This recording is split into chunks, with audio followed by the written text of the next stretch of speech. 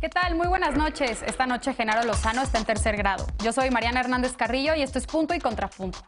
José Luis Vargas Valdés, magistrado del Tribunal Electoral del Poder Judicial de la Federación, reveló la propuesta para resolver la controversia presentada por México Libre.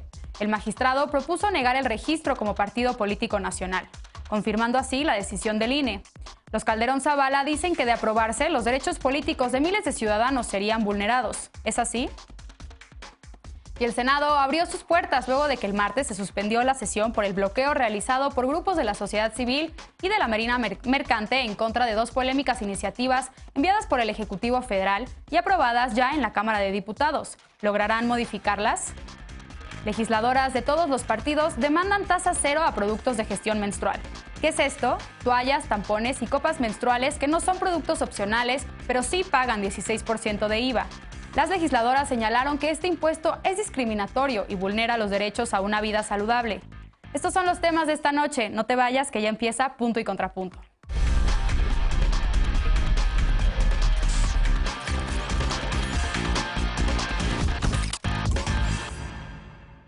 Un día después de que el magistrado José Luis Vargas publicó en su Twitter su propuesta de proyecto de resolución para ver si México Libre recibe o no registro como partido político nacional, el Tribunal Electoral del Poder Judicial de la Federación se reunió esta tarde para discutirlo. Veamos en contexto. La propuesta de proyecto de resolución a la controversia presentada por Libertad y Responsabilidad Democrática AC para que México Libre obtenga registro como partido político nacional concluye que existen elementos suficientes para negárselo.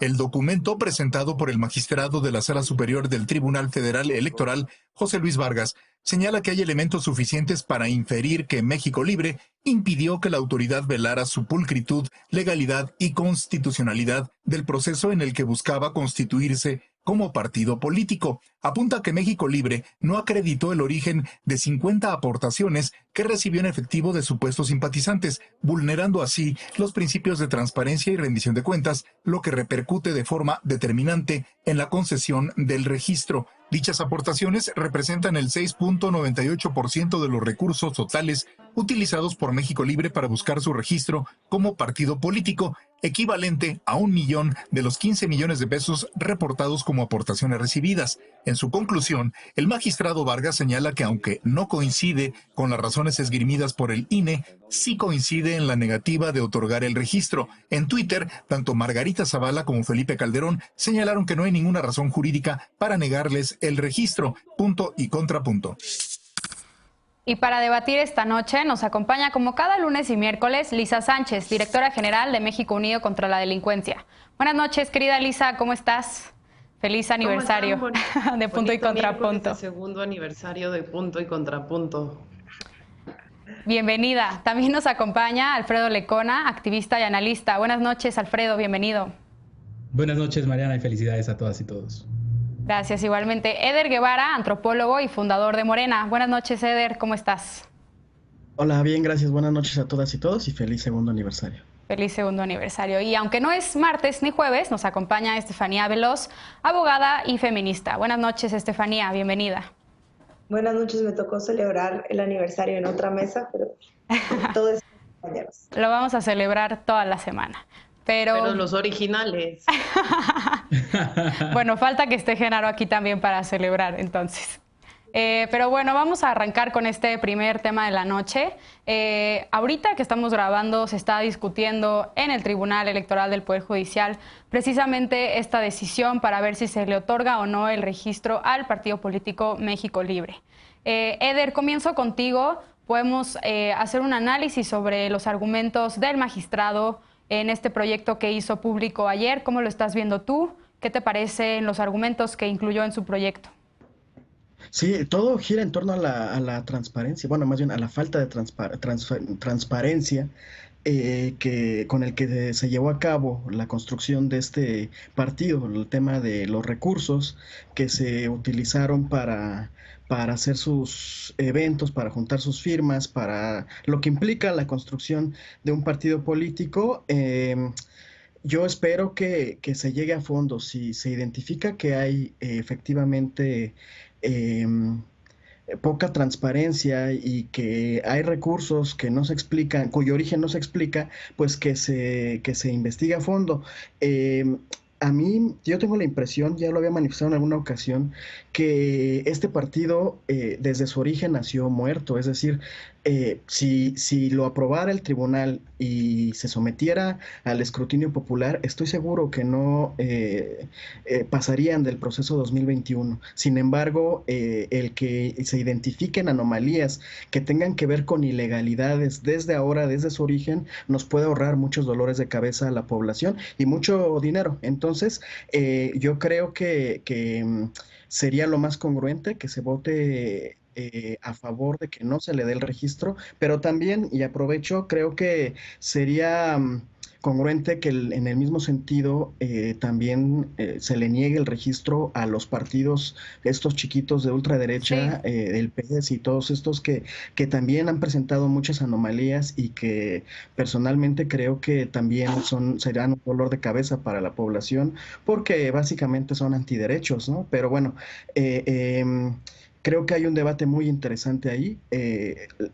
Lo interesante además va a ser si les niegan el registro, ¿qué va a suceder con ese grupo que intenta construir el Partido México Libre? ¿A dónde se van a ir y qué opciones van a explorar? Yo tengo la hipótesis, y es solo una hipótesis personalísima, de que van a terminar en Movimiento Ciudadano, pero Bien. ya veremos.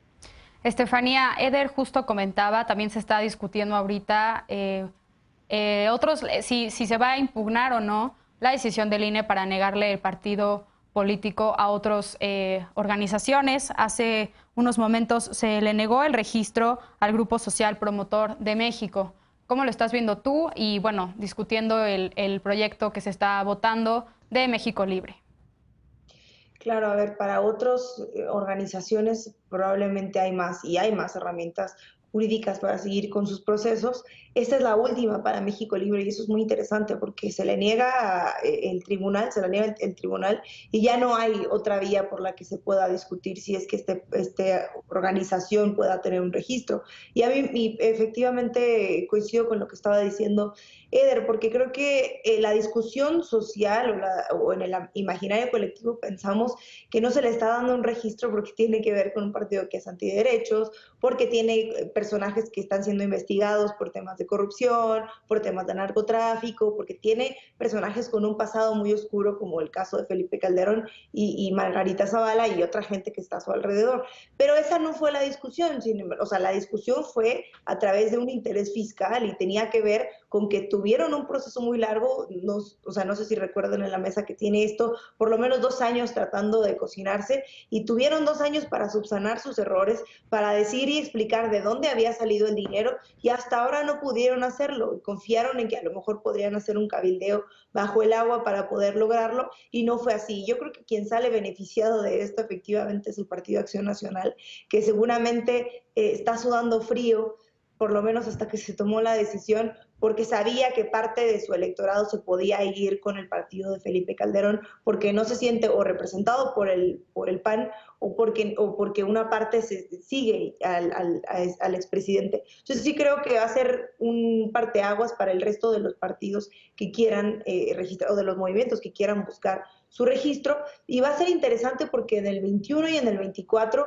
vamos a ver un reacomodo de fuerzas políticas en torno a quién se va a disputar la oposición, o el segundo lugar, o el tercer lugar, o el cuarto lugar, y ya no van a ser los partidos de siempre. Desde la llegada del partido Morena creo que se está reconfigurando cuáles eran los partidos del poder, y eso lo vamos a ver por lo menos en los próximos 3 años, y se va a estar muy interesante cuáles son los intereses que representan estos partidos que están buscando hoy su registro. Bien. Alfredo, ha sido muy controversial la argumentación que utilizó el INE para negarle el registro, a México Libre y sí otorgárselo al Partido Encuentro Solidario, antes Partido Encuentro Social. Recuerdo que tú no estabas necesariamente tan de acuerdo con esta argumentación que hizo el INE en su momento. ¿Sostienes esta perspectiva o cómo lo estás viendo ahora que se está discutiendo en el tribunal? Sí, y de hecho tengo en mis manos la propuesta del proyecto que le niega o que le estaría negando. Es de la magistrada Yanino Talora le propone negar el registro al PES a la resurrección del Partido Encuentro Social, ya con argumentos construidos mucho mejor que como salieron en el INE sobre la injerencia de las iglesias, ¿no? Sé perfectamente que un proceso, la injerencia de las iglesias es insuficiente para depurar el proceso de constitución de un partido político nacional, pues la prohibición prevista en la Constitución y en la ley es absoluta, ¿no? Bien por esto, pero hay un run por ahí, no lo sabremos, quizás para cuando estén viendo en sus casas este programa ya estará resuelto, pero hay un run muy fuerte sobre que la mayoría va por no votar a favor del proyecto de la magistrada Otalora. Entonces es preocupante. Y es que es parte del volado que termina siendo el Tribunal Electoral por ser un tribunal tan opaco, tan contradictorio en sí mismo, en sus propias resoluciones, y donde hay tanta injerencia política que vaya, veamos lo que le hicieron al partido Morena, al partido en el poder, en la elección de su dirigencia. A mí me sorprende un poco, la verdad, escuchar a muchos obradoristas celebrar el proyecto del magistrado Vargas, el que le negaría a México Libre, porque es muy contundente respecto a las aportaciones en efectivo, ¿no?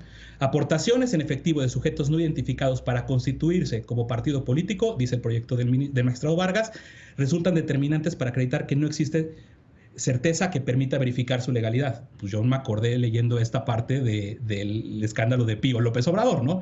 Es exactamente ese principio constitucional. Sé que puede sonar esto una obviedad, pero es la Constitución lo que está en juego si se empiezan a permitir este tipo de violaciones, este tipo de transgresiones a la propia Constitución, porque el rebase de topes de gastos de campaña, lo no fiscalizable de algunas entradas de dinero en procesos electorales, son causas para quitarles el registro a partidos políticos o para anular incluso una elección. Entonces, creo que en ese sentido estamos ante todavía un volado. Ojalá ya se haya resuelto a favor de que México Libre no tenga su registro. Es la aspiración por lo que cometieron en este proceso de organización, pero también la otra parte, ahí sí puedo coincidir con Eder y con Estefanía. Qué bueno que México no sea un país donde haya despertado un expresidente, un movimiento que esté defendiendo vigorosamente en las calles el registro de este partido. En lo que no coincido es en esta visión como de un desprecio a la derecha, perdón. Pero lo que ha hecho este gobierno en sus políticas principales son políticas de derecha. Son políticas de un gobierno de derecha, Guardia Nacional,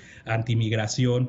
Entonces hay que tener una lectura adecuada de México porque no es como que si es una derrota de la derecha y a ver qué hacen y si van a Movimiento Ciudadano, dice Eder, por favor. O sea, veamos lo que está pasando y el vigor que está tomando este movimiento de derecha por justamente ningunearlos o despreciarlos. Bien. Finalmente, Lisa, ¿coincides con esta perspectiva de Alfredo? ¿Cómo estás evaluando tú lo que se está discutiendo en la Sala Superior del Tribunal Electoral del Poder Judicial? A mí me parecen interesantes dos cosas con respecto a este caso. Creo que en esta mesa ya fuimos en su momento por las argumentaciones técnicas tanto del INE y pudimos especular en cierto grado qué iba a pasar adentro del tribunal.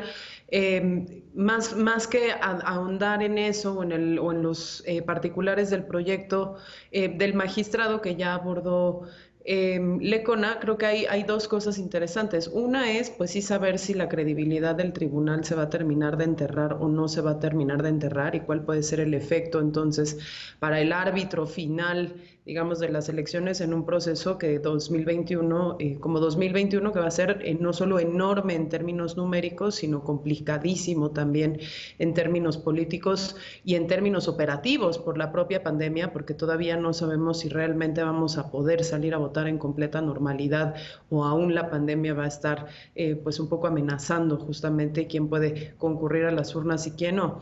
Y por el otro lado, me parece muy importante el efecto que puede tener el hecho de que en México Libre no pueda concursar en las elecciones a través de una estructura partidista en el resto de los partidos políticos y en el resto de las posiciones políticas, ¿no? En ese sentido, por ejemplo, aquí tenemos como tres visiones, ¿no? Hay una que sería la de Estefanía, de decir, bueno, buscarían la reconversión o la reconstrucción de la agenda del PAN, podrían acercarse, sabemos que son némesis, ¿no? Felipe Calderón y el regreso de Ricardo Anaya, pues bueno, haría eso quizás muy complicado. Eder se aventura a decir que terminarían con Movimiento Ciudadano, Movimiento Ciudadano está teniendo ahorita un proceso también muy interesante de reconstrucción. Yo la verdad es que lo dudo porque no creo que necesariamente vayan por allá. Lo que a mí me interesaría es saber qué potencia le podría dar esto, por ejemplo, a plataformas que también tienen una agenda de derecha, como Sí por México o Frena. Bien. Eder, habías levantado la mano y también por alusiones personales, ¿quieres responder? No, más bien lo que quería comentar es que la crisis que estamos viendo en Morena, estas situaciones, estos debates respecto a los partidos de la derecha, de la ultraderecha que se quieren configurar, el problema que vimos para lograr consultas populares con toda la legalidad y con más, que sean más asequibles, otra vez a lo que nos regresan es que necesitamos un debate profundo de una reforma política integral, necesitamos cambiar este régimen de partidos porque ni el INE, ni el Tribunal Electoral, ni los partidos políticos tienen completa credibilidad de la gente, necesitamos llevar a cabo un proceso más profundo, un debate más hondo. Bueno, pues vamos a estar muy atentos sin duda a lo que se haya decidido en el Tribunal Electoral del Poder Judicial, pero vamos a tener que hacer una pausa, porque tras un día de bloqueos, el Senado reanudó actividades con el compromiso de los legisladores de oposición para intentar frenar la iniciativa que busca desaparecer 109 fondos y fideicomisos. ¿Tienen alguna posibilidad de conseguirlo? Regresamos con esto a Punto y Contrapunto, no te vayas.